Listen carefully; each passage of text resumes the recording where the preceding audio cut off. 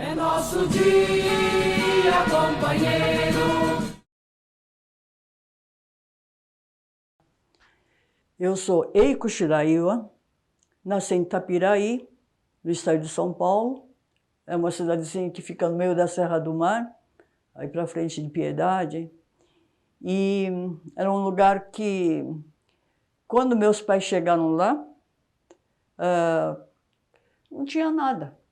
Era uma rua principal, uma estrada que era a rua principal. E até hoje, praticamente, tem a rua principal que é a estrada, e poucas outras ruas.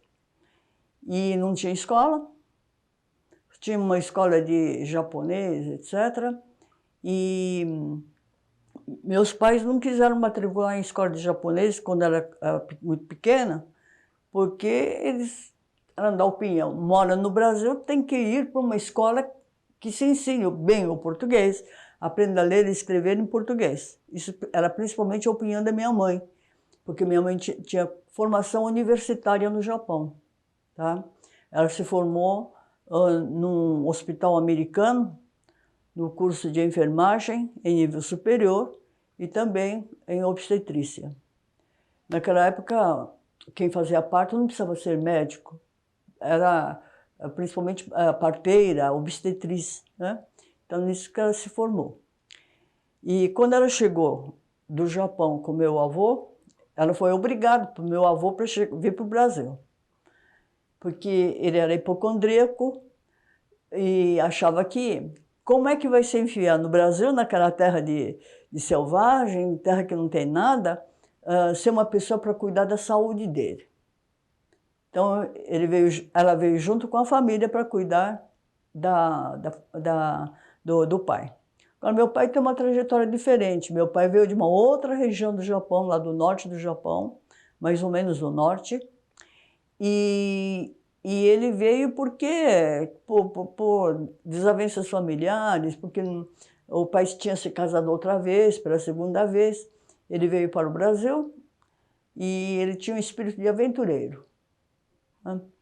Então, ele foi lá para o interior, porque ele veio com o tio, foi lá para o interior, e lá no interior, lá para a região de Marília, Tupã, nessa região aí, ele trabalhou na plantação de algodão durante um tempo, porque o imigrante que chegava aqui no Brasil era obrigado a trabalhar na lavoura um tempo.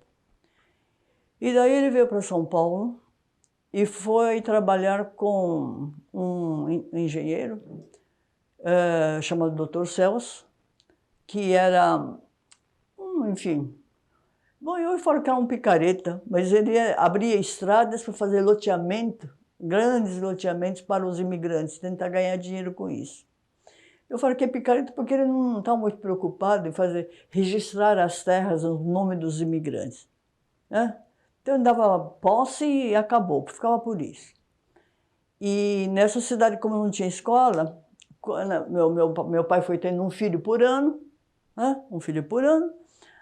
Aí, quando eu tinha uns 8 anos, meu pai resolveu, junto com a outra parte dos japoneses que moravam lá, construir uma escola. Faz o prédio da escola e obriga o governo a mandar professor. Foi isso que ele fez. Aí primeiro não tinha professor formado. Então era uma filha do padeiro que dava aula, que era um horror. E logo depois chegaram as professoras, lindas, maravilhosas, né? Quer dizer, aquela imagem daquela professora bem vestida, que andava de sombrinho, sei lá o quê, é uma imagem que fica na cabeça da gente. Não é essa imagem da professora sofrida de hoje. Naquela época, a imagem que a gente guardava é aquela professora, pessoa linda, maravilhosa, bem de vida, né? Então, mas ficamos em Itapiraí pouco tempo por causa das perseguições do Shindoremi. E daí viemos para São Paulo e ficamos morando no Brás, onde a família do meu avô paterno já tinha se estabelecido, porque uma parte da família era de tintureiros, outra parte era de carvoeiros, e alguns tinham ganhado muito dinheiro com carvoaria durante a guerra, principalmente pela produção do gasogênio, etc. E meu pai resolveu que não ia ficar na família tratando de carvão nem de lavar roupa. Então ele foi procurar coisa para fazer e achou um loteamento em Guarulhos e comprou lote de terra lá para vender, construir uma lojinha de material de construção e começou um negócio dele, de material de construção. A gente morava numa casa alugada perto, a escola era longe, né? Mas nessa época eu já estava entrando no ginásio. Aí eu morei um ano com meus tios em São Paulo, ajudando na família, com a família dos meus tios, que eles tinham tinturaria, tomar conta de criança. E fazendo, naquela época, eu era obrigado a fazer curso de admissão para entrar no ginásio do Estado. O ginásio do Estado era o suprassumo, né, em matéria de escola. Como o meu tio mais novo tinha feito, estava estudando no ginásio do Estado, já tinha saído, tinha se formado, então o negócio era entrar no ginásio do Estado. Fiz o exame, entrei raspando, mas entrei. Mas para conseguir entrar nesse ginásio do Estado, principalmente os japoneses têm problema de pronúncia que é muito diferente do português. Da mesma forma que tem brasileiros que falam assim, eu estudo japonês. E falam umas coisas para mim, eu falo, olha, eu não estou entendendo o que você está falando. Você está falando com uma acentuação absurda. Em japonês não tem acento. Não tem acento. É tudo no mesmo tom. Às vezes tem assim no fim, mas não tem esse negócio de paroxítono, oxítono, isso não existe. Explico isso, mas não adianta. Então, e também não tem o problema da diferenciação entre o R e o L. Então, no curso de admissão, olha, o que eu penei? Eu fazia ditado, a professora fazia ditado pelo sistema da época, você tinha que escrever 20 vezes cada palavra que você escreveu, errou no ditado. Imagine quanta palavra que eu tinha que escrever certo. E olha, para assimilar isso, não foi fácil, não foi só no curso de admissão que comecei a entender a diferença. É uma coisa que até hoje, às vezes, eu erro com muita frequência. Porque é uma coisa que está dentro da formação minha, que é a primeira língua, que é o japonês, que eu falo até hoje. Tá? Bom, depois que acabei o ginásio aí no Colégio Estadual de São Paulo, continuei fazendo aí o colégio. Onde era o colégio? Colégio Estadual de São Paulo, que era o bambambam das escolas de São Paulo, que ficou no Parque Dom Pedro. Começou naquele prédio velho, que foi Instituto hoje parece que é Instituto Tecnológico Mauá.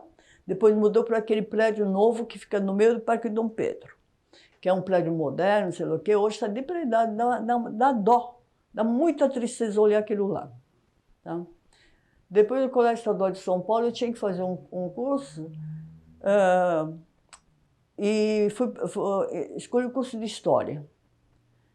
Curso de História no vestibular, porque nessa época já estava trabalhando de professora substituta na escola primária que ficava perto de casa, por falta de professor, lá em Guarulhos. Então você podia fazer substituição, ela nova, e tivesse 18 anos, podia ser substituta, na falta de professor, desde que você tivesse ginásio. Aí comecei a trabalhar dentro da escola. Como já estava dentro da escola, meus pais tinham... Eu sou a mais velha de 10 filhos, eu tinha que trabalhar numa coisa e estudar numa coisa que estivesse próximo. Então, fui fazer curso de História que poderia dar aula de uma coisa que eu gosto. E, na verdade, eu pensava assim, eu quero fazer medicina. Mas fazer medicina, eu teria que morar fora de São Paulo, ou não podia trabalhar, que não ia dar. Então, a gente tinha que ser bem realista. Vou fazer o curso de História porque posso continuar dando aula, que é uma coisa que eu já estou fazendo. Fui fazer curso de História na USP. Bom, e nessa época, aconteceu uma coisa muito interessante. Nos anos 60, 60 e pouco, houve uma expansão dos ginásios estaduais nos prédios dos grupos escolares, tá? No período noturno. Tá? Quase todos os grupos escolares grandes da periferia de São Paulo, passaram a ter ginásio estadual. Por quê? Eu acho que a Marlene Chauí explora muito bem esse assunto num trabalho que ela publicou numa revista de discurso há muitos anos atrás, e acho que em 68. Então, ela coloca a questão que, para a industrialização que estava ocorrendo no Brasil, tá? A partir do início dos anos 60, e aumento dessa população, de aparecimento de vilas na periferia de São Paulo, essa explosão vai se dar na década de 60. Né? E então o operário não pode ser mais aquele cara que só sabe ler e escrever, se bem que as pessoas saem do curso primário, tá? Do 4º ano primário, sabendo ler e escrever muito bem.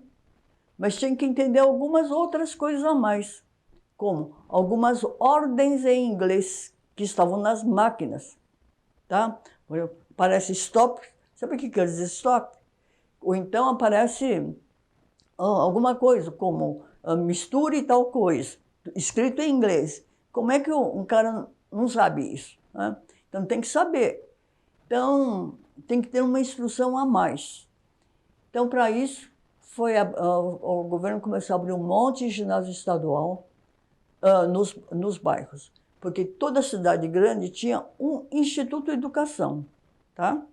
Instituto de Educação, que é uma escola que tem ginásio, tem colégio, né? Às vezes tem curso primário também, às vezes tem escola normal anexa. Então, por exemplo, em Guarulhos, o prédio do Instituto de Educação foi construído por um projeto do Vila Nova Artigas. Quem for lá no centro, passando do centro de Guarulhos um pouco, vai achar esse prédio do Vila Nova Artigas, que também está meio depredado, mas está lá, sabe? Bom, agora, se vai para Campinas, o prédio do Instituto de Educação, que já é uma cidade mais antiga, mais tradicional, é imenso, de um prédio que você acha que é um palácio. Não é o culto à ciência, não? É, culto à ciência. Você acha que é um palácio aquilo. Palácio de culto à ciência. Mas era a escola. Era o Instituto de Educação, o colégio estadual mais importante.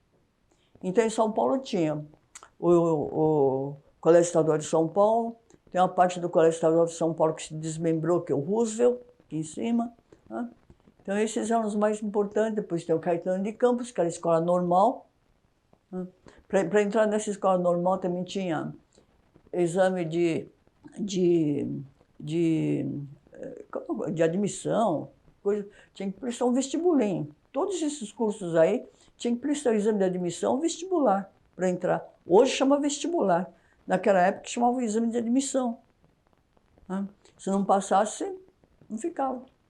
E mesmo nesses ginásios estaduais que vão abrir na periferia, no primeiro momento tem esse exame de admissão. Tá? Então, nesse exame de admissão se exigia um mínimo de conhecimento de matemática, uma boa escrita e compreensão das coisas. Não era chegar lá analfabeto, ou não sabendo ler e escrever porque foi empurrado. Não existia isso. Tá? Quando eu comecei a trabalhar nas escolas, por volta em 62, por aí, tinha uma coisa muito maluca que era assim. Os alunos que repetiam muito no primeiro ano, segundo ano, qualquer série, principalmente os anos iniciais do grupo escolar, eram separados numa sala isolada chamada classe de rebotários. Hoje não pode existir uma denominação como essa daí, mas naquela época existia. E colocava o professor mais nova para dar aula, mais nova do pedaço, que não era formada nem nada, que era para lidar com aquelas pessoas. Numa sala de aula tinha gente com algum problema de autismo, tinha gente com deficiência física, tinha gente que tinha um pouco de problema de síndrome de Down, síndrome de Down leve, porque quem tivesse síndrome de Down mais forte ficava trancado dentro de casa, né? E eu já fui dar aula numa classe como essa daí também, durante um tempo. E se acontecesse um acidente, porque a sala às vezes não ficava nem no prédio do grupo escolar, ficava distante, tá? Então, se acontecesse um acidente com alguém, a professora era responsável. Então tinha que buscar socorro, tinha que pedir para o vizinho da escola tomar conta da sala, até a hora do término da sessão. É coisa assim, né? Era uma precariedade, mas a qualidade do ensino era melhor, tá? E o professor também era bastante respeitado nessa época. Aí, logo em seguida, eu comecei a dar aula nesse ginásio que se abriram. E em 68, eu lembro da primeira manifestação dos professores, em 1968, uma grande manifestação. Já tinha tido outras greves anteriores.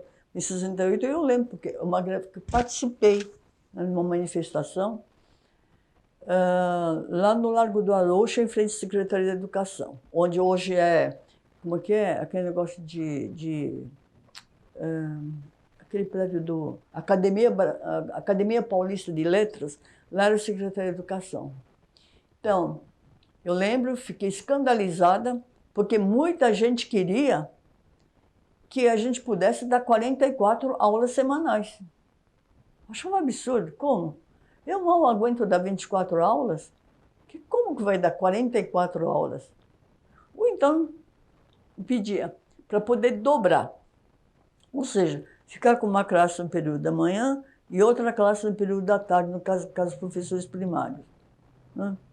Quer dizer, achava que dessa forma ia aumentar o seu salário.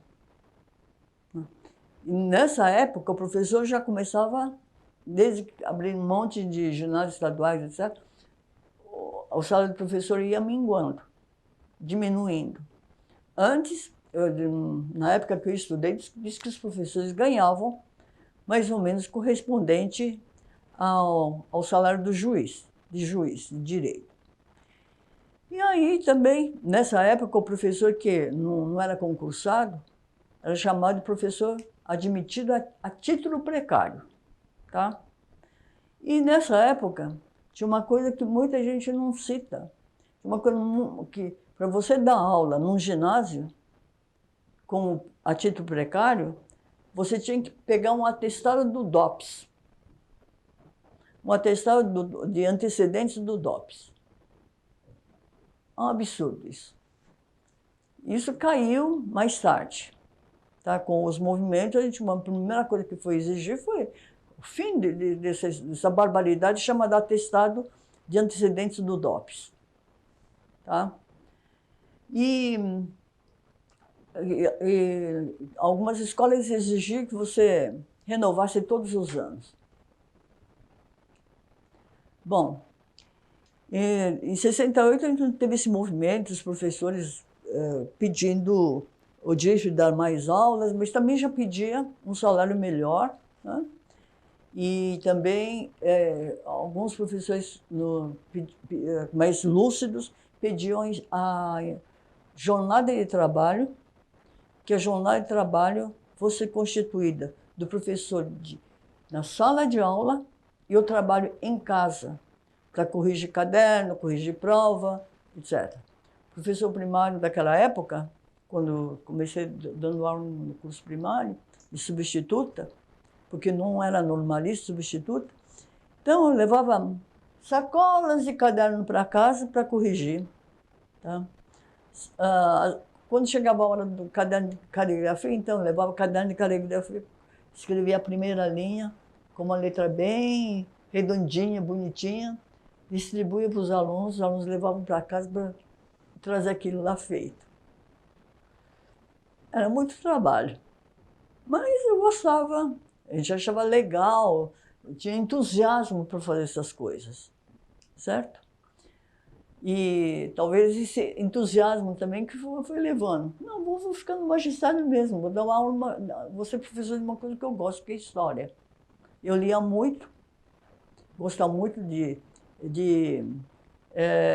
livros de ficção, mas que tinha história do que aconteceu com a pessoa dentro da sociedade da época, que estava tendo revolução, não estava tendo briga entre facções, como que era a sociedade, se tinha muita repressão, o que comia, o que não comia, essas coisas. E aí comecei a trabalhar. Aí, na primeira escola, quando fui trabalhar no Instituto de Educação, lá em Guarulhos, depois de um tempo, passei para lá. A escola era muito grande, no Instituto de Educação Conselheiro Crispiniano, e lá tinha curso de magistério também. Era uma escola grande, tinha muitas aulas e muita gente. Nessa escola também tinha um curso primário anexo. E esse anexo ficava num pedaço chamado fazendinha. Fazendinha eram salas de aula construídas de madeira para suplementar a falta de salas dentro do prédio de alvenaria. E estudavam na fazendinha principalmente as criancinhas, que faziam primário anexo. Aí apareceu um sujeito que era diretor de escola, um sujeito autoritário, injusto, exigia uniforme em todas as crianças no frio, na fazendinha fazia muito frio, não admitia que as crianças viessem de casaco, de meia comprida, tinha que vir com aquela sainha, meia curta. Né? Um absurdo isso. E a gente brigava muito por causa disso, com esse diretor. A gente denunciava. E também ele espiava os professores na sala de aula. Uma barbaridade. Aí um dia aconteceu um incidente nessa escola, em 70 já estão lá para os anos 70, em 78 por aí, que foi, em 78 não, acho que foi antes. Os alunos estouraram uma sala de aula com bombinhas embaixo, não é bomba de estourar, assim, bombinha de São João, para protestar contra essa injustiça contra as criancinhas nessa sala de aula, tá? Aí o diretor fez a sindicância dele e mandou prender alguns alunos. E esses alunos foram levados para o DOPS. E isso foi em 68. Que idade tinha os alunos? Os alunos do colegial. Tá? Alguns já tinham 20 e poucos anos. Muita gente não é como agora, que alguém de 18 anos fazendo colegial, todo mundo fala, ah, esse cara está atrasado. Não é.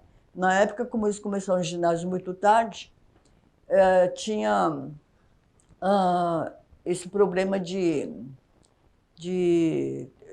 pessoas de 23 anos estão fazendo o primeiro colegial, assim por diante. Tinha alguns, outro era maior, já tinha 18 anos. Prenderam, mandou prender. Aí foi a primeira vez que passei a noite na rua, atrás de um advogado, pagando do meu bolso para soltar esses alunos. Porque não tinha uma organização para isso. E esse diretor me tacou um processo na escola, um tipo de um processo interno de investigação, chamando militares lá de Guarulhos, lá da base aérea. Né? E eu tinha todas as provas, todas as coisas, mostrei para os caras, para os militares que apareceram lá para me questionar, e não deu em nada para mim. O diretor foi obrigado a se transferir. E naquela época, todo diretor tinha que dar uma nota para o professor no final do ano, e essa nota entrava na classificação do ano seguinte, para pegar a aula. Ele foi obrigado a me dar 10. Tá? Aí eu mudei para São Paulo, também por outros problemas, e vim morar em São Paulo. que tinha casado na primeira vez e tal, mudei para São Paulo, fui trabalhar em uma escola que tem dó.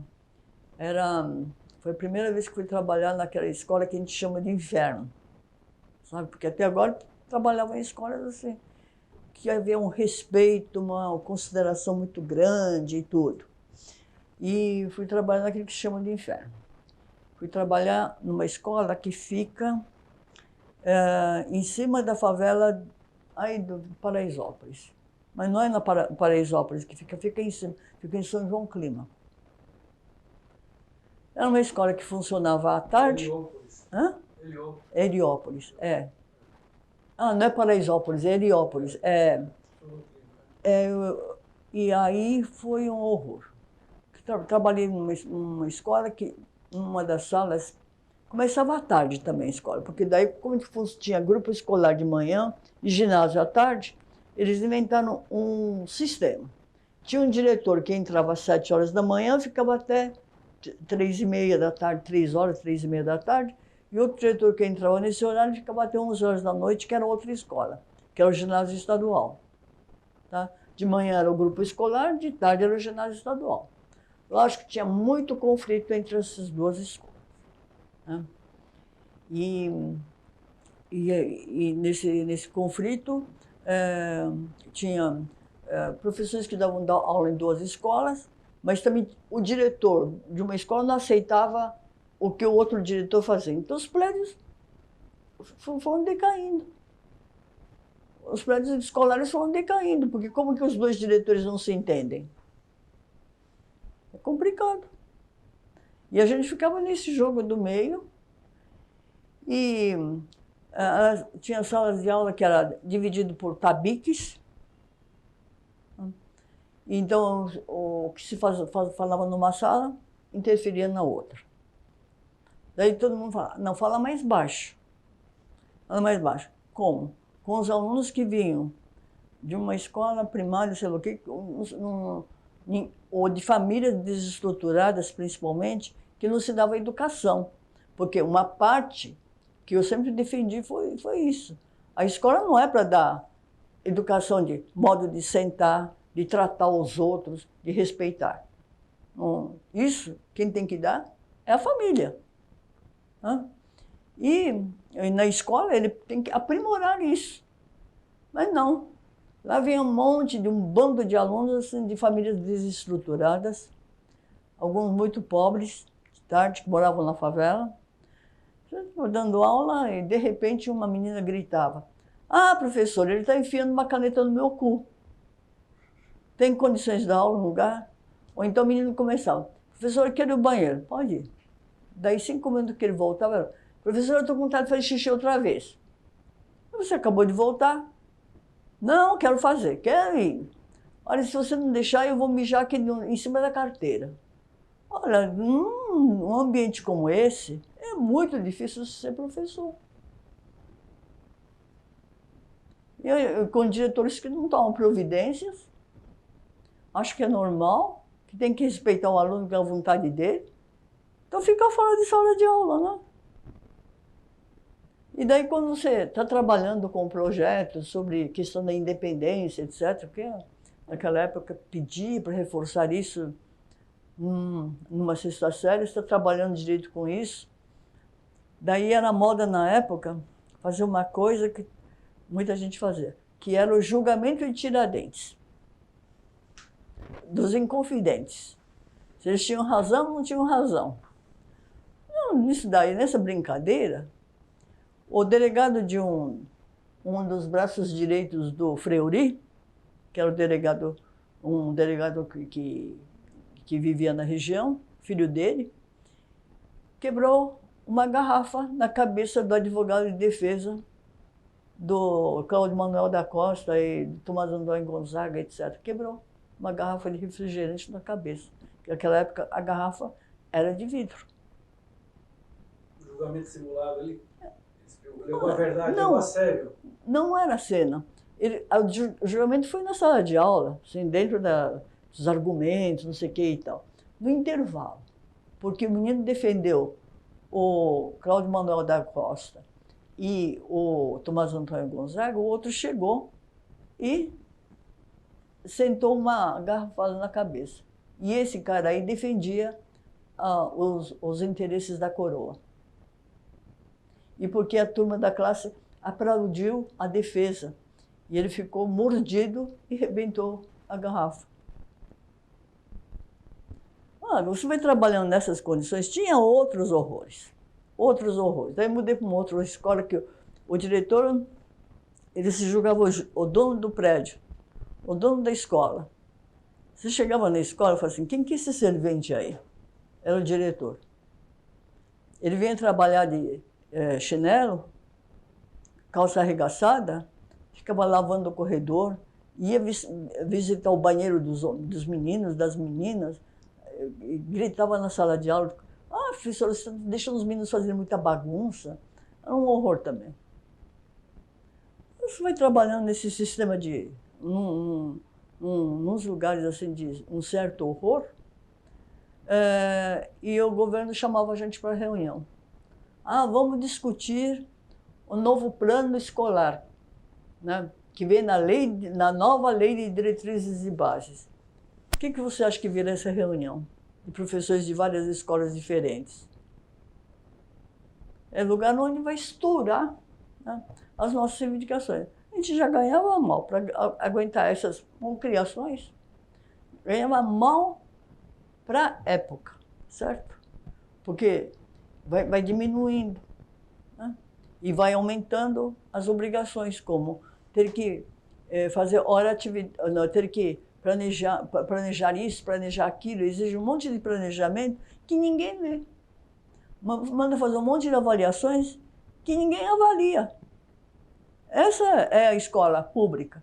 Quer dizer, quem está nos cargos de direção, de supervisão escolar, não faz o seu papel de olhar o que o professor escreve lá como avaliação do final de ano. É um papel que vai para o lixo ou fica amontoado lá em algum lugar, né? Isso vai dando um descontentamento muito grande. Então não existe não tinha problema. Você quer fazer um projeto escolar para que a escola ande? Não tem. Certo? Então isso, no final dos anos 60, início dos anos 70, vai fomentando uma indisposição, um mal-estar, não sei o quê. A vantagem nessa época que aqui em São Paulo, muitos professores ou eram recém-formados em boas universidades, ou então ainda eram estudantes, principalmente de português e tal. Ainda eram estudantes do curso de letras na USP ou na PUC. Então, era mais um caminho andado para tentar ligar o movimento que existia entre os estudantes com o movimento dos professores. Eram duas coisas ligadas, tanto o movimento estudantil como o movimento dos professores, né, em muitas escolas de São Paulo. Não vou falar que eram em todas, mas nas escolas que tinham uma junção de bons professores.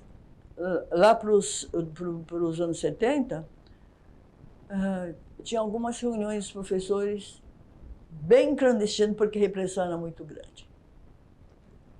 A repressão era muito grande, tinha muitos amigos, colegas que foram mortos, assassinados. E as coisas não estavam cheirando muito bem nesse país. Por exemplo, uma coisa que me afetou muito foi a morte do Ernestino Guimarães. Porque ele tinha se hospedado em casa, há um tempo atrás, e depois de um tempo, deixou lá umas coisas em casa, principalmente uma parte das roupas, sandália, umas roupas. Eu lavei as roupas, falei assim, qualquer hora você passa aqui, você pega sua roupa limpa. Mas ele tinha saído com outras roupas de casa, com as roupas que eram do meu marido, da época. E aí? eu fui procurar o Onestino, fiz parte de um grupo que procurava o Onestino, viajei até para o Rio, para tentar ajuda sobre o filho na época, né, para procurar o Onestino e tal.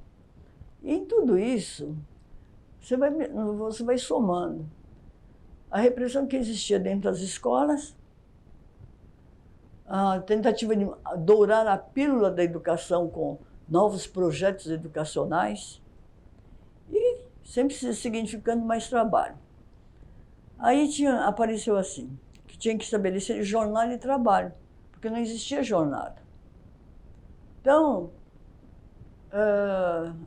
não tinha jornada de trabalho máximo tinha. Número máximo de aula que um professor podia dar na rede estadual, né? Mas não tinha hora de atividade assim para você corrigir provas. Você gastava muito tempo. Quem trabalhava de fato, gastava todos os finais de semana trancado dentro de casa, corrigindo provas, cadernos, exercícios, trabalhos e preparando aula. Tá? E nessas conversas todas, nos anos 70, vai se juntando, até que formou-se grupos de pessoas que vão começar a se reunir de fato, né? Porque antes às vezes era na reunião do Verdão, que era os tais dos guias curriculares do governo. E existia não era sindicato, era uma associação, não era um só, duas associações. O CPP, que era o Centro Professorado Paulista, que na época eles falavam que juntava só professores primários. Mas quando eu dava aula no primário, eu nunca me filiei ao CPP, tá? Porque eu acho que eles eram muito governistas, sei lá o quê. E existia também a PUESP, que também, olha, era uma associação. Aí um dia, que eles acenaram com a possibilidade da gente ser contratado por CLT para sempre, que uma vez o governo contratou durante 1 ano pela CLT, tá? E aí eles desistiram de continuar contratando pela CLT. E daí a gente teve que rescisão de contrato, etc. Entrou um bom dinheiro no bolso da gente.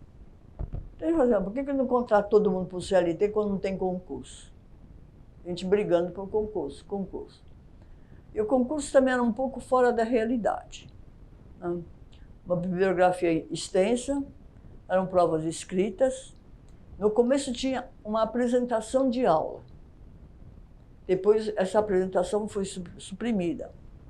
Então tinha a prova de testes, né? Principalmente de testes, e uma outra prova dissertativa.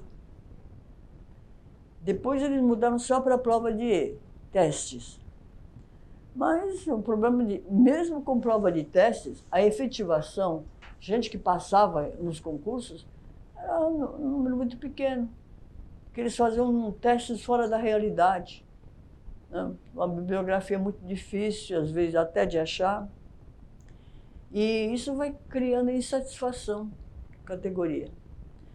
E também tinha o resto do funcionalismo público também insatisfeito. Agora, como eu dava aula, nessa época eu já estava lá em Osasco trabalhando. Lá em Osasco tinha outras coisas também. Tinha o pessoal dos operários também que vinham lá conversar um pouco sobre a questão da insatisfação nos contratos de trabalho, né? E também das demissões em massa, que atingiam muita gente, né? E nós, professores, continuamos reunindo durante os anos 70, em vários lugares, até que começamos a fazer reuniões maiores lá no Anhembi. A gente conseguiu umas salas lá no Anhembi, né? Não sei por que vias que a gente conseguia essas salas lá no Anhembi para trabalhar, para fazer reunião no final de semana. E a partir daí, fomos organizar isso, organizar aquilo. E o resto do funcionalismo também tem insatisfação em relação à contratação do pessoal, que nem todos eram concursados, principalmente quem não era concursado, assim, bastante incomodado, porque chega no final do ano, demitir. A repressão que existia em toda a sociedade na época da ditadura era muito grande também. Então, a uma certa altura, eu prestei outro, eu já tinha me efetivado com um concurso, eu fui prestar outro concurso, porque o professor Maurício Trottenberg, que eu conhecia, eu frequentava a casa dele, ele chegou e falou para mim, olha, você não pode ficar só com o seu concurso. Você presta outro concurso, você está metido no movimento, presta outro concurso. Porque se eles demitirem de um, se você passar no outro, você é outro cargo, que você vai continuar empregado. Ele falou que ele tinha feito isso também, sabe? Então, é um tal de prestar concurso. Quem passava outra vez no concurso é quem já tinha feito uma vez, geralmente. E, fora isso, daí a gente foi se organizando, até que a gente fez uma relação das nossas reivindicações e passamos em forma de um abaixo-assinado em várias escolas, onde todo mundo tinha contato, para entregar na Secretaria da Educação. E nós entregamos lá, na Secretaria da Educação. Só que quando a gente chegou lá com esse documento, com um monte de assinaturas, quem estava sentado na mesa da Secretaria da Educação? Bom, o presidente da POSP, secretário da POSP, toda a cambada do CPP, estava todo mundo lá para receber o documento que a gente passou na categoria. Daí a gente quer comprometer, a tática foi tentar comprometer as entidades a conseguir a resposta do secretário. O secretário ficou demorando demais para dar a resposta, a gente deu o prazo, as coisas foram vencendo, e isso que desencadeou principalmente a greve de 78, tá? Junto com o funcionalismo. Tá? E nessa época, a gente, dezembro de 78, então, a greve acabou em setembro. Como a greve acabou em setembro, a gente tinha assim, uma relação do que era importante para a categoria dos professores. Né? Então, organizamos esse boletim, tá? Que eu tenho esse exemplar que está caindo aos pedaços, eu nem sei como é que eu consegui pegar, porque minha casa está em reforma, está uma bagunça geral. Então, a chapa chamava Chapa de Oposição Pró-Entidade Única. Então, o que a gente queria é que acabasse CPP, POSP, etc., tivesse uma entidade dos professores. Tá? E como nessas reuniões apareciam 1.500 coisas, a gente filtrou um tanto de coisas e o programa tinha todos esses pontos aqui. Não sei se dá para ver. Tá? Então, nesses pontos aí, o primeiro, independência e democratização da entidade. Essa entidade aqui era a POSP, porque a gente resolveu concorrer às eleições da POSP, que a pessoa tinha que ser associada a um bom tempo e outras coisas. Eu, por acaso, estava associada. Eu nem sabia que eu estava associada. Mas uma vez que eu fui lá, por causa da questão de contrato de CLT, eu tinha me associado à POSP. E depois, melhores condições de vida e trabalho. Então, na época, um dos maiores problemas para o professor era a creche, dos seus próprios filhos. Né? E daí vai juntar a questão de creche, de moradia. A maior parte dos professores moravam em casas alugadas. Então, a gente quer uma política habitacional do IPESP, né? Que facilite, de fato, a aquisição de moradia. Aí, mais tarde, eu conversando com um advogado, minha mãe comprou uma casa há muito tempo atrás, pelo IPESP, lá no Jardim América. Eu falei, como que ela comprou pelo IPESP? Ah, porque ela trabalhava no Tribunal de Justiça e daí abriram uma brecha lá para comprar. Tinha advogado que comprava. Agora, para o funcionalismo, isso passava longe, pelo preço e pelas dificuldades. Porque isso, a questão de divulgação dos imóveis do IPESP não era divulgado pelo governo para os professores, para os funcionários comprarem. Era para os outros, principalmente advogados. Tá? E depois a gente queria também a questão de 180 dias de dias letivos. Às vezes tinha mais. Volta e meia eles queriam que dias letivos passassem para 200. Né? E depois queria concursos anuais.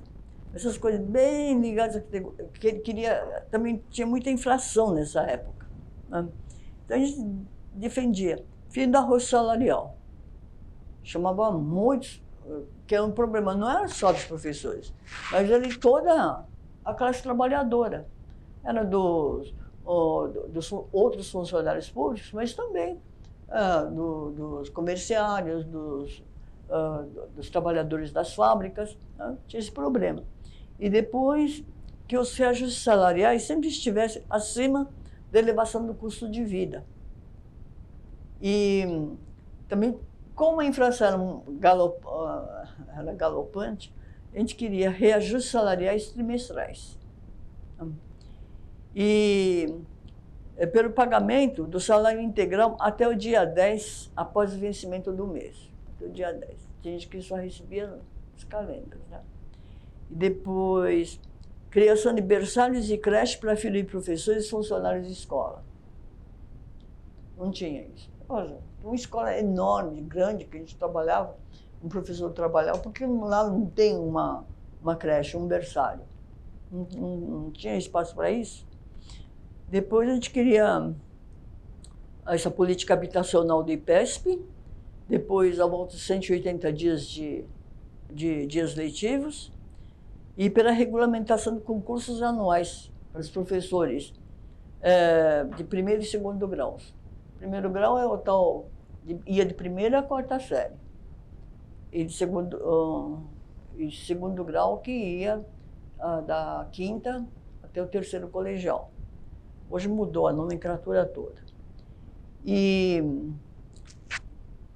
a gente tinha conseguido, com a greve, que o governo mandasse um projeto de Estatuto do Magistério, que a gente sempre quis ter, um Estatuto do Magistério. E a gente queria uma garantia que a gente pudesse superar esses vetos do governador. O governo vetava muitas coisas. E queria também o pagamento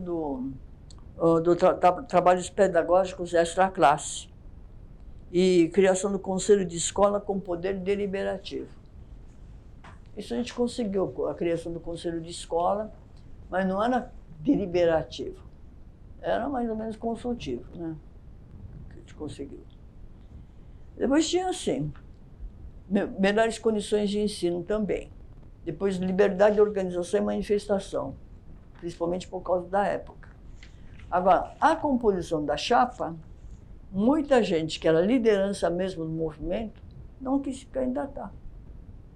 Por medo, ou porque já tinha ido para a NUDOPS uma vez, ou outra, ou porque estava respondendo a algum processo. Muita gente não quis se candidatar. E daí, para pegar as pessoas para se candidatarem, tinha que pegar aquele que era professor, geralmente efetivo, que era mais difícil de perder cargo, que já fosse associado à PUESP, tá? E que se dispusesse a ser candidato. Foi nessas condições que me candidatei. Me empurraram para a candidatura. A greve foi assim. E a greve foi uma greve de comandos. A greve de comandos. Então, a greve foi assim. A greve de 78 começou por causa daquelas reuniões e tal. E a gente entregou o memorial para o governador, que não respondia nunca. Aí daí começamos a pressionar a POSP para que fosse cobrar. Já que eles estavam lá presentes, cadê a resposta? Vocês não cobram nada? Aí nós fomos marcando uma data para que eles entregassem a resposta. Isso, se não me engano, era no mês de agosto. Aí, fomos na primeira assembleia, segunda, terceira, depois de várias assembleias, a gente tinha falado de assemblite, uma assembleia na Câmara Municipal, deflagramos a greve. Aí, no dia seguinte, saem todos os jornais, a primeira página. Professores do Estado decretam greve. Foi a maior propaganda que a gente recebeu. Certo? E daí a divisão, como é que a gente vai, agora que decretamos a greve, como é que a gente vai fazer? Então vamos dividir a cidade de São Paulo por regiões e interior também. Então, por região, tem as regionais. Vamos criar regionais. Regional Centro, que vai tratar das escolas do centro. Regional Norte, que vai tratar das escolas do norte da capital. Leste, Leste 1, Leste 2. Primeiro era só Leste. Depois dividiu em Leste 1, Leste 2. Sudoeste, que ela pegava a parte de Pinheiros até Taboão. Região Oeste, que pegava Lapa. Né? E assim por diante. Cada lugar escolhia lideranças do local que organizava visitas às escolas que ainda não pararam. Certo? Foi desse jeito que a gente fez a greve. E daí tinha reunião, tinha que fazer reunião. Aonde que vai fazer reunião? Não pode ser na Câmara Municipal, que a Câmara não vai ceder o salão o tempo todo, ainda mais que a gente decretou greve. Aí quem ajudou muito foram as igrejas católicas, tá? Então teve assembleia na igreja de São Judas, Consolação, na Igreja da Paz, aqui embaixo, né? E começamos a fazer manifestações nas ruas. Bom, aí veio juntar a força do funcionalismo público. Aí que o funcionalismo público começou a trabalhar também com uma ideia de fazer uma greve unificada. Porque vários problemas eram deles também. Para o interior, como é que a gente vai fazer?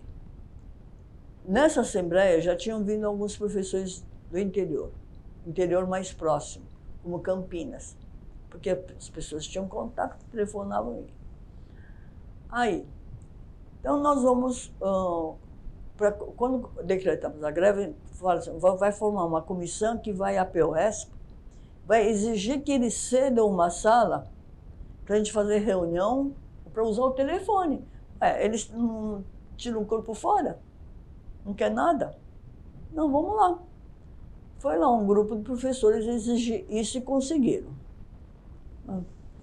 E apareceu um professor muito despachado, uma figura que telefonava para todo mundo que tinha contato, parente que é professor no interior, não importa, qualquer contato no interior, ligado à educação, vai telefonar. E também organizamos viagens, a partir de contactos. Quem é que vai viajar para cada lugar? Então tinha dinheiro de fundo de greve, que já se formou na primeira assembleia, por contribuição. E, no caso, eu fui para Bauru, Dracena, esse pessoal aí do interior. Vamos até Presidente Prudente, viajando de noite. Um perigo. E viajando Fusca com outro companheiro de luta. Foi uma viagem, sabe? E tudo isso, os outros foram aí. Pegaram pelas barrancas do Paranapanema, outros lugares, aí no Vale do Paraíba, para Santos. Santos tinha uma professora Santos que já tinha vindo participar, que acho que foi a Thelma de Souza, que foi depois prefeita, né? Então todo esse pessoal aí veio junto para o movimento, e ao mesmo tempo que vinha para esse movimento, muita gente começou a discutir. O que fazer com a ditadura? O que fazer? Então, e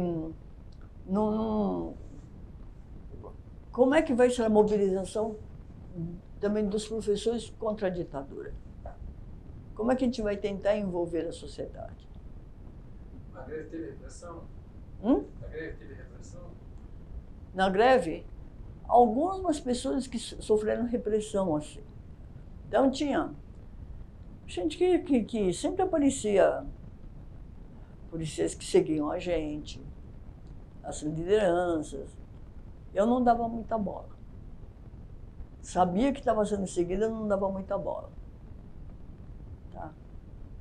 Eu acho que a pior coisa que me aconteceu foi assim. No 1º de maio, que o pessoal de São Bernardo e outros sindicalistas foram presos, eu já era presidente da POSP, etc., e estava viajando, era uma Semana Santa, né, se não me engano, eu tinha ido viajar para prestar solidariedade aos professores lá de Minas, que tinham sido presos. E depois tinha ido para Goiânia, porque o pessoal de Goiânia queria mais informações dessa mobilização nacional, porque eles também tinham feito greve, tinham convidado para ir para lá. Aí tinha ido para lá, aproveitando a Semana Santa. E nessa correria, eu não estava em casa. Aí disse que a polícia apareceu lá de madrugada, mas não tinha ninguém em casa. Tá? Aí eles deixaram, depois no dia seguinte eles vieram e entregaram uma intimação na casa de todos os vizinhos para ir prestar depoimento no DOPS. É um absurdo entregar intimação na casa dos vizinhos. Isso foi logo depois dessa coisa. Teve uma repressão assim de cortar ponto, essa coisa? Ah, teve. Teve repressão de cortar ponto, daí tem que repor as aulas. Daí, no começo, que tinha professor, dependia muito do diretor de escola. Tentar envolver a direção de escola na greve. Aí cortava ponto, mas daí você repunha. A reposição. Agora, tinha professor que, logo no começo da greve, um caso, eu morro da risada, uma professora lá de Osasco, sabia que estava tendo uma reunião pela continuidade da greve, essas coisas, lá no sindicato, porque quem foi muito companheiro da gente foi o Enos Amorina, lá do Sindicato dos Metalúrgicos de Osasco. Cedeu a sala, cedeu espaço para as reuniões o tempo todo. Então, ela sabia que estava tendo uma reunião lá no Sindicato dos Metalúrgicos e a diretora da escola proibiu. Olha que coisa mais violenta, né? Proibiu que ela saísse da escola. Ela pulou o muro e foi para a reunião. É muito engraçado. Isso acontece. Né? E tinha outras coisas muito loucas, de diretores que cortavam ponto, não deixavam mais o grevista entrar, mas ele entrava com mandato de segurança. Eu acho que muitos diretores caíram no ridículo por causa disso. E a gente falava, você também vai estar recebendo, porque o salário do diretor é proporcional ao salário do professor. Então, você vai receber benefício e você está reclamando de quê? Medrosa de quê? Né? Medrosa e repressora, quer dizer, que você abre mão do seu reajuste. O centavo que vier, você não vai dar para a gente, não. Você está falando do ABC 80, né? É.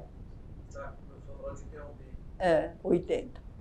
Começou em 79, inteiro, foi 80, e eu fiquei no diretor da POSP do final de 80, porque a eleição, fiquei em 79, 80. 81 era outra diretoria, certo? E aí foi a turma do Gumercindo que entrou. A turma da... Você estava ali, de São Bernardo em 80, 1 de maio, só fala te interromper.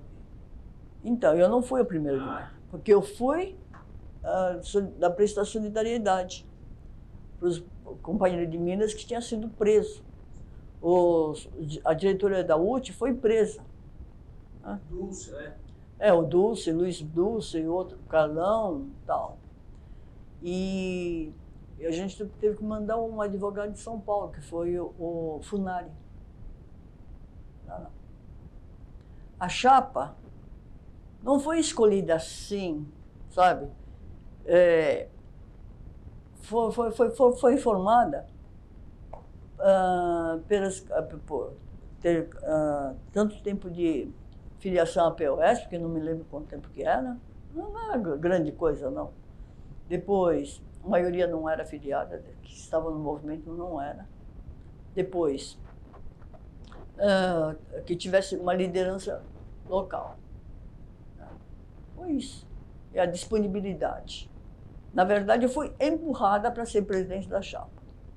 Eu não queria. Empurrada.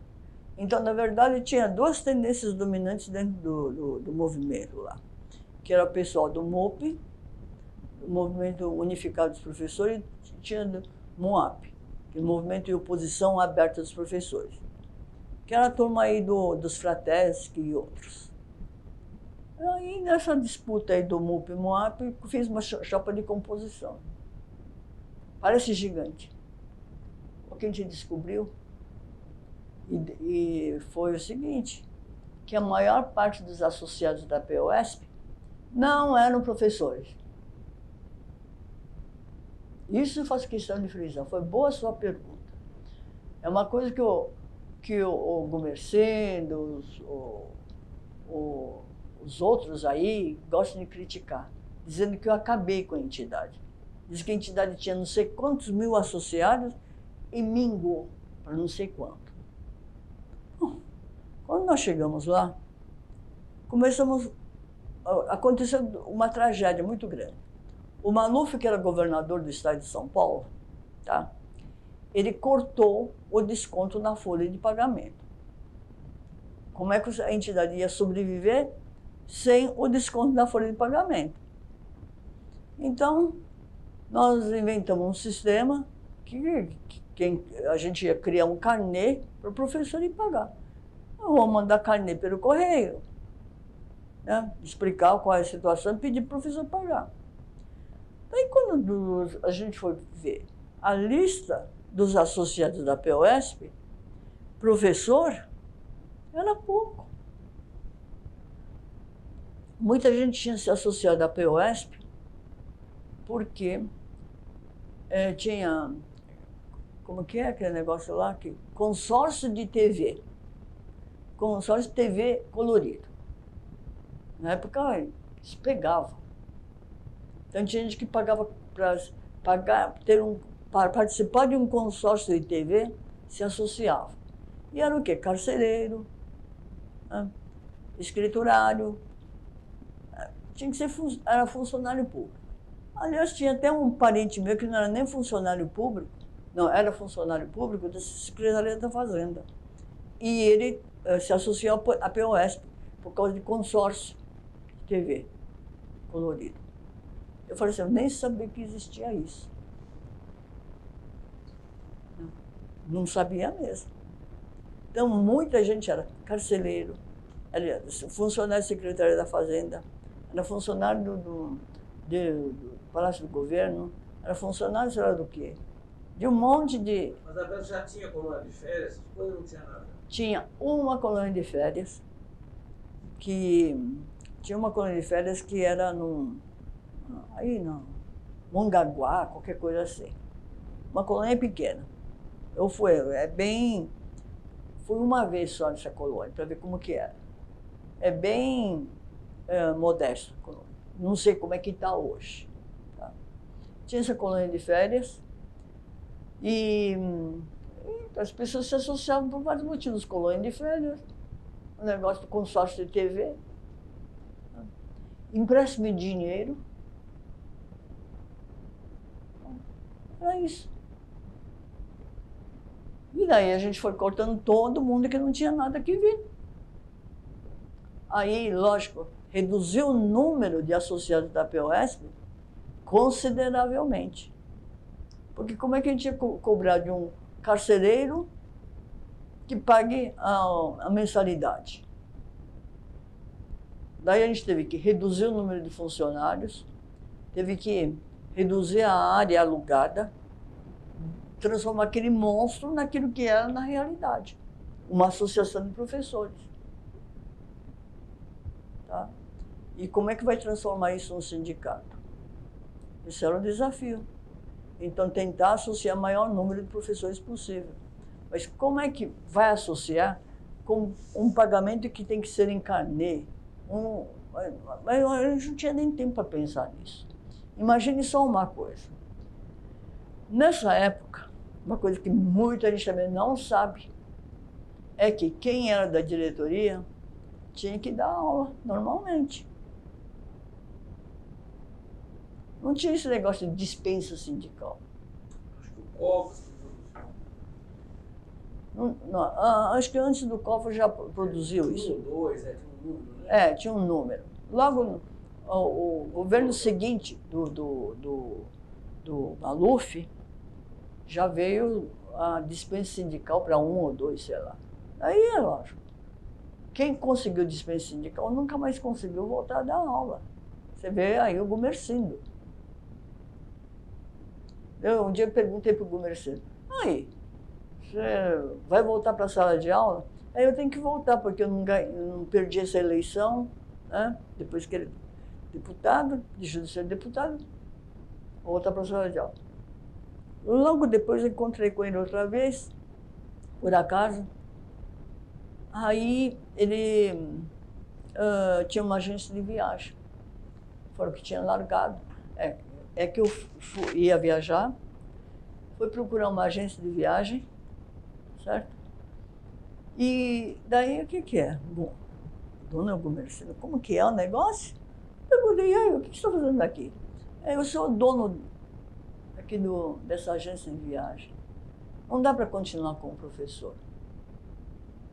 É muito defasado. E daí ele fez alguma coisa, sentindo na carne a defasagem do salário de professor para o deputado? Fez alguma coisa? Nada. É triste. Tá? Não é só isso. Não é só o Gumercindo.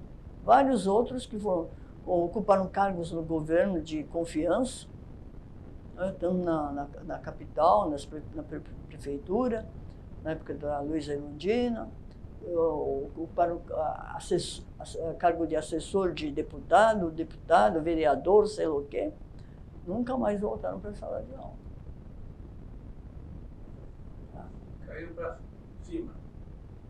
Caíram para cima. É. E daí, no Gumercindo, o dia logo que eu larguei a presidência da POSP, a Assembleia Legislativa tinha conseguido aprovar uma lei que obrigava o governador a descontar na folha de pagamento. Não tinha essa lei. Então, obrigava a descontar. Então, como tinha sido aprovada essa lei, que era uma proposta do cara do PMDB, e aí, lógico, quem veio depois não tinha mais problema. Então, além da repressão, a gente teve que enfrentar esse problema de não ter desconto em folha, não tinha dinheiro, teve que reduzir o número de salas de aula, o número de funcionários, e depois também tinha muitos processos trabalhistas.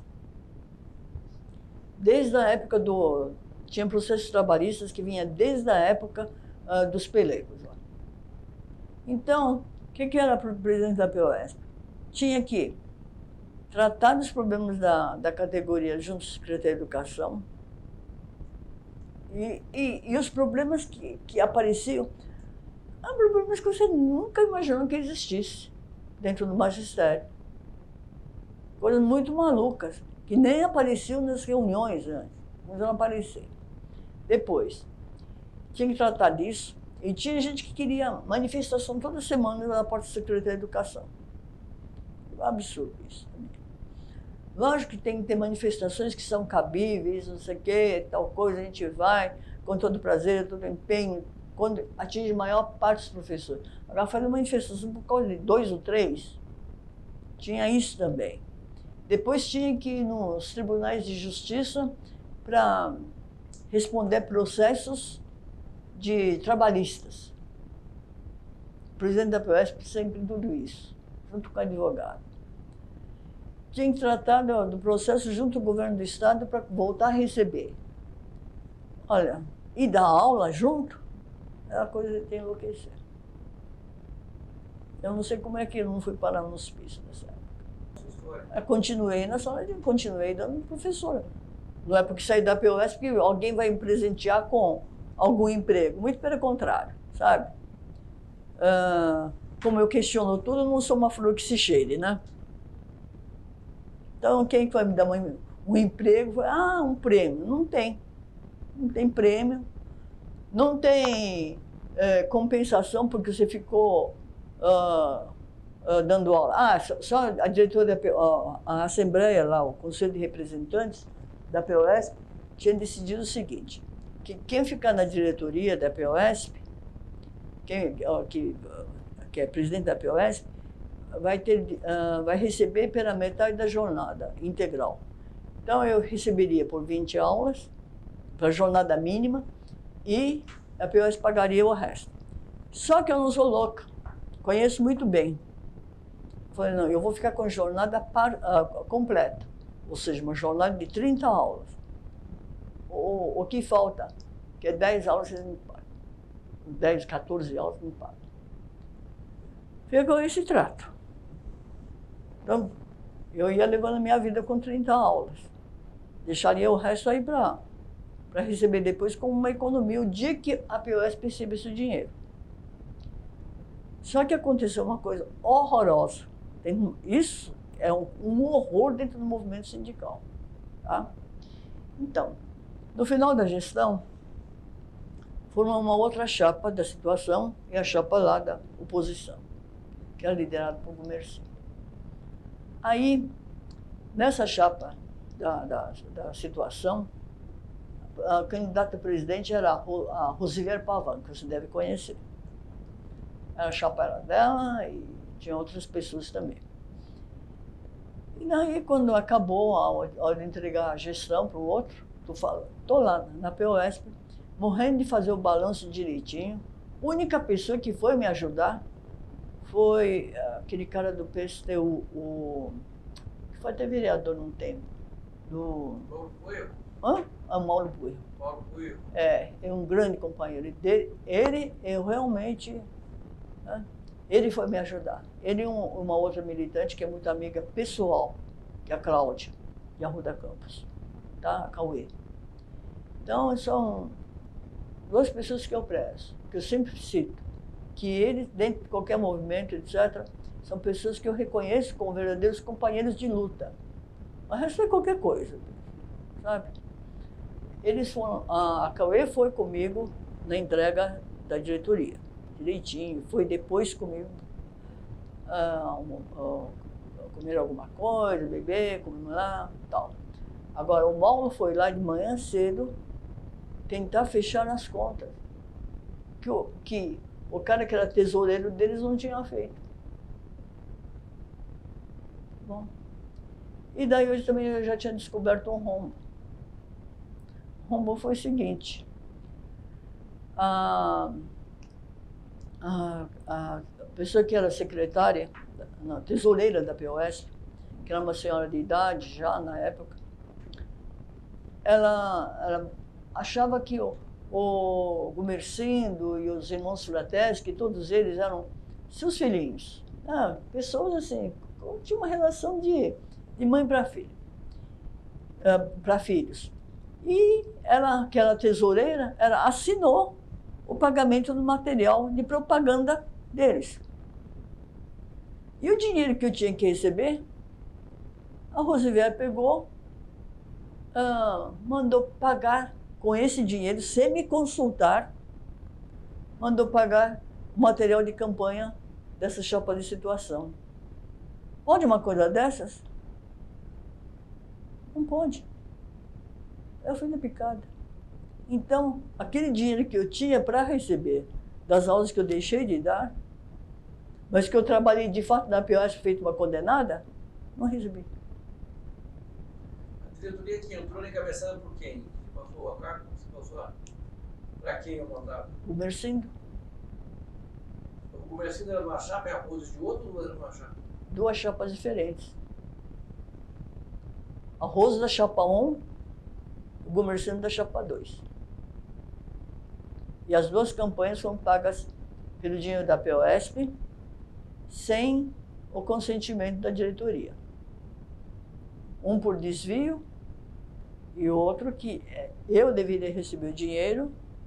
Se tivesse pedido contribuição para pagar o material de campanha, teria contribuído, mas não pegou o dinheiro inteiro, sabe, para falar que pagou o material de campanha. A Roosevelt fez isso. Qual é a consideração que eu posso ter por essas pessoas? Depois a Rose sempre foi conivente com o Gomercindo. Sabe? Não dá. Esse pessoal aí Olha que oposição de Araque.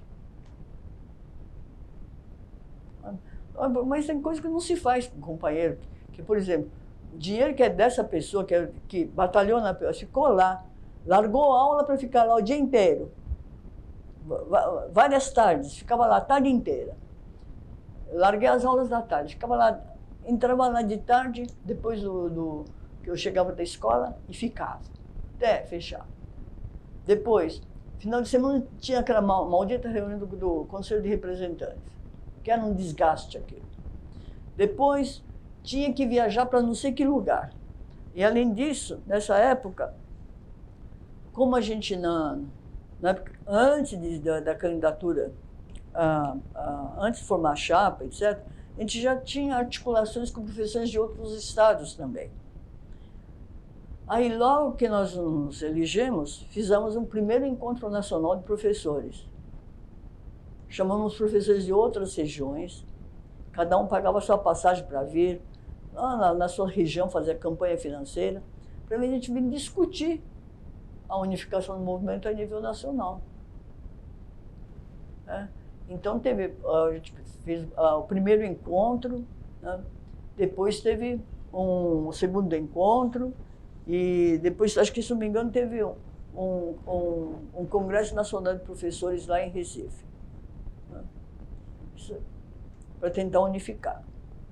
Aí eles fundaram uma entidade chamada UNAT. Eu fui contra nessa época, porque era muito cedo para formar, mas você tinha que votar nessas questões aí. Eu votei contra a tendência. E isso daqui era de Belo Horizonte, do Encontro Nacional de Professores. Mas aparecia de tudo nesse encontro nacional, como respeito às terras indígenas, com professores vestido com pena, etc. Tal. A gente dava risada, por quê? Não era, na época era muito difícil aparecer isso, a questão indígena. Sabia, a gente tinha muito trabalho. Eu trabalhei sempre com questão indígena na sala de aula. Eu dava aula no curso de magistério, quando dava aula no curso de magistério, nossa, eu brigava com as meninas que ficavam fazendo desenho de índio americano para falar que era índio brasileiro, porque tem dó. Não é isso. São outros 500. Índio de desenho animado é uma coisa, o índio brasileiro é outra coisa. Vamos lá na aldeia. Jantava. E os professores das matérias pedagógicas reforçavam essa ideia daqueles índios gordinhos, se chanchudinhos, com a peninha na cabeça, tomar banho. A gente era a favor de uma discussão maior sobre a lei de diretrizes básicas. A gente é a favor de uma educação voltada para os interesses da população.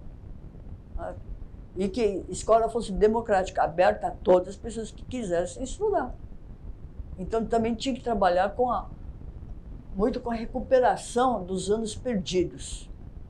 Pessoas que não puderam frequentar a escola na idade correta, poder frequentar depois. Então, a gente brigou muito pelos cursos de adultos. Eles chamam de curso de adulto. Hoje chama EJA, coisa assim, né? Então, a gente brigou muito por causa dessas escolas também. E também a abertura das escolas de finais de semana para a comunidade, para que possa se apropriar do espaço da escola para fazer atividades culturais, ou até mesmo se alguém quisesse ensinar chinês, aproveitar seu espaço. Entendeu? Essa era a nossa proposta. E também a gente achava que algumas matérias que existiam dentro dos guias curriculares, como o SPB, Educação Moral e Cívica, isso tinha que ser suprimido. Porque muitas coisas da educação moral e cívica deveriam estar dentro das outras matérias, não uma matéria específica. Não é só em outras matérias, mas também deveria vir do respeito que se ensina dentro de casa. Mas a verdade é que as famílias foram lavando mão da educação familiar, da educação doméstica. Então, não tem nada que ver. Manda esse filho para a escola. O resto, o moleque cresce mal criado e tudo bem. Você se aposentou? Eu me aposentei faz tempo, muito tempo. Eu me aposentei com 30 anos de magistério. Uma outra briga nossa foi o tempo de aposentadoria. Porque a gente sempre falou que é um trabalho penoso. Aguentar 40, 50 alunos numa sala de aula, às vezes 60. Já tive classe com 56 alunos matriculados.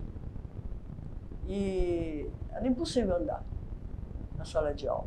Todos grandões, né? Colegial, com aquelas pernas enormes. Como é que você vai andar no meio da sala de aula para ver o que está fazendo? Possível. 56. O dia que aparecia todo mundo, que era dia de prova, numa escola noturna, era impossível andar. Tá? Então a gente brigava muito pela redução do número de alunos em sala de aula. É um limite. Conforme a sala de aula tinha que ter 25, a gente brigava também pela educação, a inclusão de alguns alunos dentro da sala de aula, outros com educação especial. Sabe? E brigava muito também com essas questões do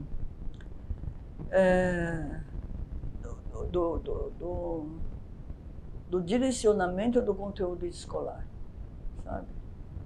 Então tem muito diretor que manda na escola, não está certo. A aprovação automática não existe. Isso é uma falácia inventada por alguns, certo? Então, não existe... Na época, a gente sempre avaliava com provas, com trabalho, com a participação diária na sala de aula, né? Isso é que a gente avaliava, tá? Então, participação diária, se fez todos os exercícios em casa, todas essas coisas eram levadas em consideração para aprovar um aluno. Tá? Depois, alguns começaram a defender que não, o professor não precisa de concurso para entrar.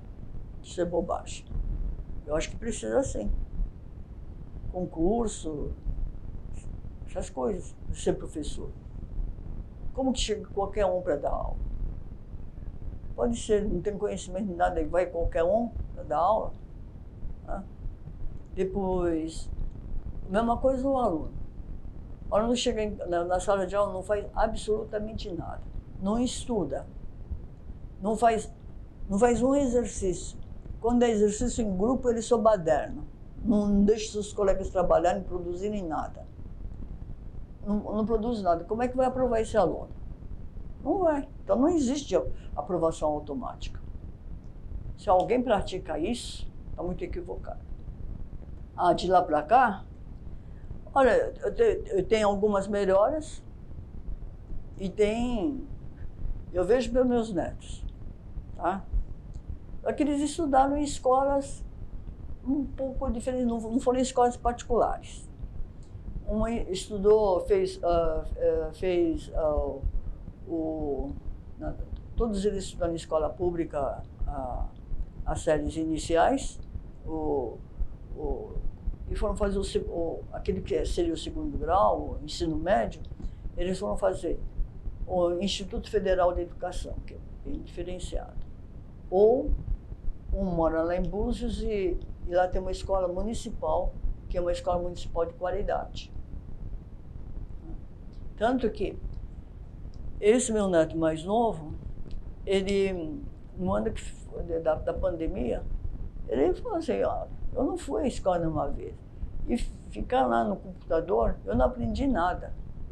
Eu me desinteressava. Não aprendi nada. Então eu vou fazer outra vez, ó.